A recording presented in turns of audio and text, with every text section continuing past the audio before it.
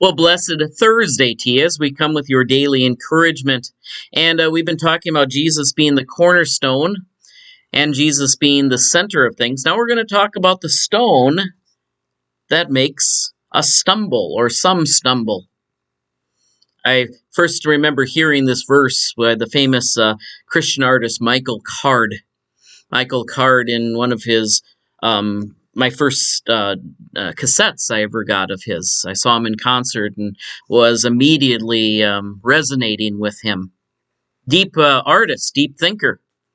And one of his one of his albums was called Scandalon, and that is the tumbling rock. And that is what Jesus is a tumbling rock.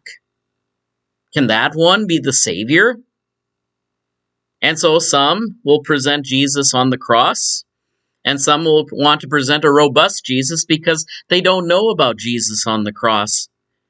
Jesus himself is very controversial, but he is the rejected one, the cornerstone, and the stumbling stone. That's what we have in this verse here. Now, just a reminder that comes from Isaiah 8:14. A stone that makes them stumble, a rock that makes them fall. And they stumble because they disobey the word as they were destined to. Now, we could get into a side topic on the controversial thing of predestination. Luther just simply wanted to ignore the topic. I mean, that was his theological answer. You're not God. You'll never understand the blueprint if there is one. And so, therefore, live by faith. He tried to sidestep the issue. It is one that gets into speculation. Does God have a blueprint plan where we all become cogs in it? Or does God have a trajectory plan where we get options based on our free will and our free desires? Interesting theological topic, one that can blow the mind and one that will never be answered. But there are some who will have a natural born tendency to stumble over the rock of Jesus. And at least this is one that Luther had an interesting answer to. All of us really stumble over the stumbling stone of Jesus. In fact, I talk about it every week when I do worship. We are captive to sin, or we're bound to sin, and we cannot free ourselves. We have sinned against you in thought, word, and deed. All of us have the tendency to be the one who gets stumbled. I do believe in that type of predestination. We all have a tendency to reject the one.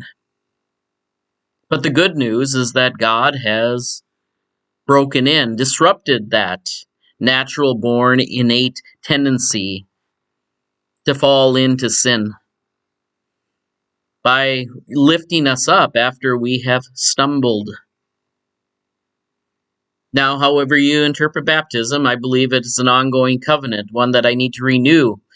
Paul says that in Romans 6, does he not? He says, if we have died in a death like his, we will surely rise again in a resurrection like his, just like in the waters of baptism.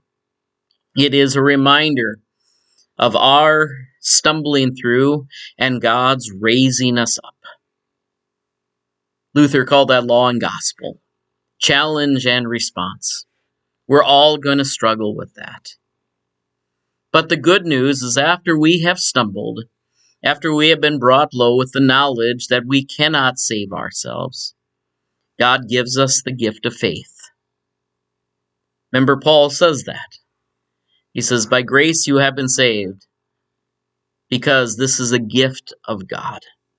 Not something we do because of our own generous heart, something that has been graced upon us from above. It is a gift. And so we trust in God's hand, God's gift, to raise us back up after we have stumbled. A stone that makes them stumble and a rock that makes them fall. They stumble because they disobeyed the word as they were destined to. But God saves by his word. And whether or not we know the divine plan or the divine destination, I believe that we don't, we're called to still faithfully do our part to lift up those who have fallen. To also, don't say lift up ourselves, but to remind ourselves that we have been lifted up by the hand of God. And I believe that that can be your salvation today. All of us have been pronounced guilty. All of us have had our knees skinned from stumbling over, maybe have bones broken, etc. But thanks be to God who raises us up in Jesus Christ. God bless you today. We trust that these continue to be words of encouragement. Take care. God bless. We'll see you next time.